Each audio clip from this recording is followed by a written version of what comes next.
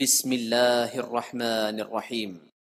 السلام عليكم ورحمة الله وبركاته. الحمد لله وكفى والسلام على عباده الذين اصطفى أما بعد.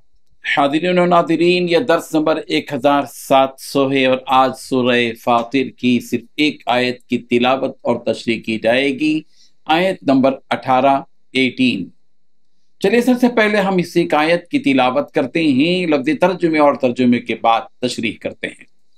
اعوذ باللہ من الشیطان الرجیم، بسم اللہ الرحمن الرحیم، ولا تزر وازرة وزر أخرى وإن تدع مثقلة إلى حملها لا يحمل منه شيء ولو كان ذا قربى إنما تنذر الذين يخشون ربهم بالغيب وأقاموا الصلاة ومن تزكى فإنما يتزكى لنفسه وإلى الله المصير صدق الله العظيم۔ لفظی ترجمہ یوں ہے، ولا تزر، اور بوجھ نہیں اٹھائے گا، وازرۃ، کوئی بوجھ اٹھانے والا، وزر اخرى، دوسرے کا بوجھ، وَإِن تَدْعُ، اور اگر بلائے گا، مثقلۃ، کوئی بوجھ، لدا شخص، الی حملها، اپنے بوجھ اٹھانے کو، لا يحمل، تو اٹھایا نہیں جائے گا، منہ، اس کے بوجھ میں سے، شیء، کچھ بھی، ولو کان، اگرچہ وہ ہو، ذا قربا، قریبی رشتہ دار ہی۔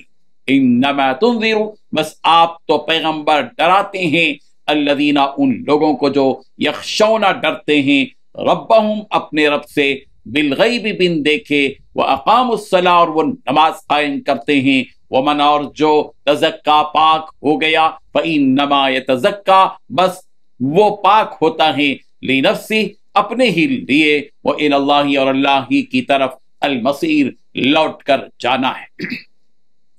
ترجمہ یوں ہے، اور کوئی اٹھانے والا دوسرے کا بوجھ نہیں اٹھائے گا، اور کوئی بوجھ میں دبا ہوا اپنا بوجھ ہٹانے کو کسی کو بلائے تو کوئی اس میں سے کچھ نہ اٹھائے گا، اگرچہ قرابت دار ہی ہو۔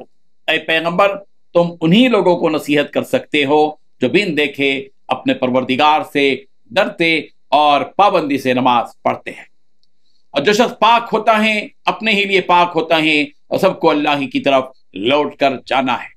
اس آیت میں 6 باتیں بیان کی گئی ہیں۔ پہلی بات، کوئی بوجھ اٹھانے والا کسی دوسرے کا بوجھ نہیں اٹھائے گا۔ دوسری بات، جس کسی پر بوجھ لدا ہوا ہو، اگر وہ کسی اور کو اس بوجھ کے اٹھانے کی دعوت دے گا تو وہ اس میں سے کچھ بھی اٹھا نہیں پائے گا، اگرچہ کہ وہ قریبی رشتہ دار ہی کیوں نہ ہو۔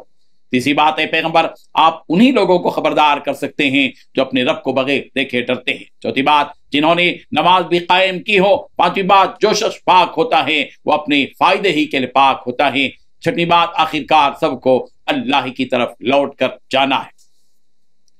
بزرگان محترم، اس آیت میں اللہ تبارک و تعالیٰ قیامت کے دن کا حال بیان فرما رہے ہیں کہ جب تم سب مر کر دوبارہ زندہ اٹھائے جاؤ گے اور اپنے حساب و کتاب کے لیے جب پروردگار کے سامنے پیش کیے جاؤ گے، تو اس وقت جس پر گناہ کا جو بوجھ ہے وہی اس بوجھ کو اٹھائے گا، دوسروں کے گناہ کا بوجھ اپنے سر پر کوئی نہیں لے گا، چاہے وہ باپ ہو، بیٹا ہو، بیوی ہو، شوہر ہو، دوست ہو یا کوئی اور رشتہ دار، کوئی اس وقت کسی کے کام نہیں آئے گا۔ ہر ایک کو اپنے گناہوں کی فکر لگی ہوگی کہ کہیں میرے ایک گناہ سے مجھے دوزخ میں نہ ڈال دیا جائے۔ اور اسی کو اللہ تبارک و تعالیٰ نے، حقیقت کو اللہ تبارک و تعالیٰ نے بیان فرمایا، وَلَا تَزِرُ وَازِرَةٌ وِزْرَ أُخْرَىٰ، کوئی کسی کا بوجھ نہیں اٹھائے گا۔ اگر کوئی کسی کو بلاتا ہے کہ میرے اس گناہ کو تم اپنے سر لے لو تو وہ اس سے انکار کر دے گا، اگرچہ کہ باپ ہی اپنے بیٹے کو کیوں نہ بلائے کہ بیٹے، میں نے اس دنیا میں تمہارے ساتھ کس قدر احسان کیا تھا اور تمہاری ہر خواہش پوری کی تھی، آج تم میری کچھ مدد کرو، میرے اس گناہ کے بوجھ کو اپنے سر لے لو۔ تب وہ بیٹا اپنے باپ سے کہے گا، مجھے بھی وہی ڈر ہے جو آپ کو ہے، اگر میرا کوئی گناہ بڑھ گیا تو مجھے جہنم میں جانا نہ پڑ جائے، اس لیے میں آپ کی کوئی مدد نہیں کر سکتا۔ لا يجزي والد عن ولده ولا مولود هو جاز عن والده شيئا، سورہ لقمان آیت نمبر 33 نہ باپ اپنے بیٹے کے کچھ کام آئے گا اور نہ ہی بیٹا اپنے باپ کے کچھ کام آئے گا۔ حضرت ابو ریمزہ رضی اللہ عنہ سے مروی ہے کہ میں اپنے والد کے ساتھ نبی رحمت صلی اللہ علیہ وسلم کے پاس گیا تو نبی رحمت صلی اللہ علیہ وسلم نے مجھے دیکھ کر میرے والد سے کہا کہ کیا یہ تمہارا لڑکا ہے؟ انہوں نے کہا کہ ہاں۔ پھر آپ صلی اللہ علیہ وسلم نے پوچھا سچ کہہ رہے ہو؟ تو میرے والد نے کہا ہاں میں اس کی گواہی دیتا ہوں کہ میرا بیٹا ہے۔ تو آپ صلی اللہ علیہ وسلم نے ان کی اس بات پر مسکرائے کیونکہ یہ معلوم تھا کہ میں ان کا بیٹا ہوں، کیونکہ میری شباہت اسی جیسی تھی اور انہوں نے اس بات پر قسم کھائی تھی، اس وجہ سے۔ اور فرمایا کہ اس کے جرم سے تمہیں کوئی نقصان قیامت کے دن نہیں ہوگا اور نہ ہی تمہارے جرم سے اسے کوئی نقصان ہوگا۔ پھر آپ صلی اللہ علیہ وسلم نے یہ آیت تلاوت فرمائی وَلَا تَزِرُ وَازِرَةٌ وِزْرَ أُخْرَىٰ کہ کوئی بوجھ اٹھانے والا کسی دوسرے کا بوجھ نہیں اٹھائے گا۔ حضرت اکرمہ رضی اللہ عنہ نے فرمایا کہ جب قیامت کے دن ہوگا تو پڑوسی اپنے پڑوسی سے چمٹ جائے گا اور کہے گا کہ اے رب اس سے پوچھئے کہ وہ مجھ سے اپنا دروازہ کیوں بند کیا کرتا تھا۔ اور کافر بھی قیامت کے دن مومن سے چمٹ جائے گا اور کہے گا کہ اے مومن میرا تجھ پر احسان تھا اور تو جانتا ہے کہ میں دنیا میں کیسا تھا، تو آج مجھے تیری ضرورت ہے، تو آج مجھے تیری ضرورت ہے۔ اس پر مومن بندہ اللہ سے اس کی سفارش کرے گا تو اللہ تبارک و تعالیٰ اس کافر کے عذاب کو تھوڑا سا ہلکا کر دے گا، مگر وہ جہنم ہی میں رہے گا۔ حضرت اکرمہ رضی اللہ عنہ نے فرمایا کہ باپ اپنے بیٹے سے کہے گا کہ اے بیٹے میں دنیا میں تیرا کیسا والد تھا، تو وہ اپنے باپ کی تعریف کرے گا، یعنی بہت اچھے والد تھے۔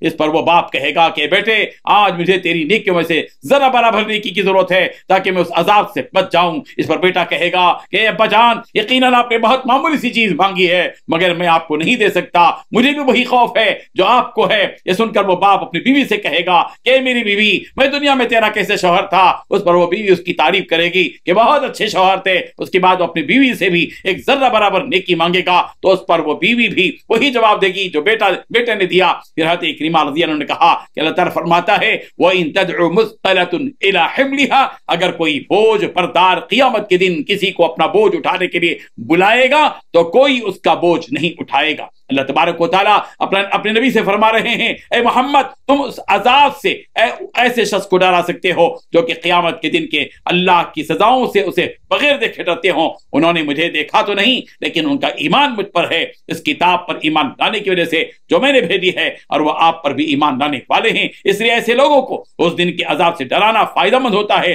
نہ کہ ان لوگوں کو جو قیامت کے دن کو سچا ہی نہیں جانتے۔ اور یہ لوگ جو اللہ سے ڈرتے ہیں اور اس کے دیے ہوئے احکامات کو پورا کرتے ہیں، یعنی نماز قائم کرتے ہیں، اور یہ لوگ جو عبادت کرتے ہیں، گناہوں سے توبہ کرتے ہیں، اللہ کی اطاعت کر کے اپنے آپ کو گناہوں سے پاک کر رہے ہیں، تو اس کا فائدہ انہی لوگوں کو ہوگا کہ یہ لوگ قیامت کے عذاب سے بچ جائیں گے۔ اور اس دنیا کو چھوڑ کر ایک دن سب کو اللہ کی طرف جانا ہے، اس دن انہیں اس عبادت کا فائدہ ہوگا۔ اور جو لوگ ایمان نہیں لائے اپنے کفر ہی میں پھنسے رہے، ایسے لوگوں کو اس دن عذاب میں مبتلا کیا جائے گا۔ اللہ تبارک و تعالیٰ ان آیات سے سبق حاصل کرنے کی توفیق عطا فرمائے۔ آمین۔ وآخر دعوانا ان الحمد للہ رب العالمین۔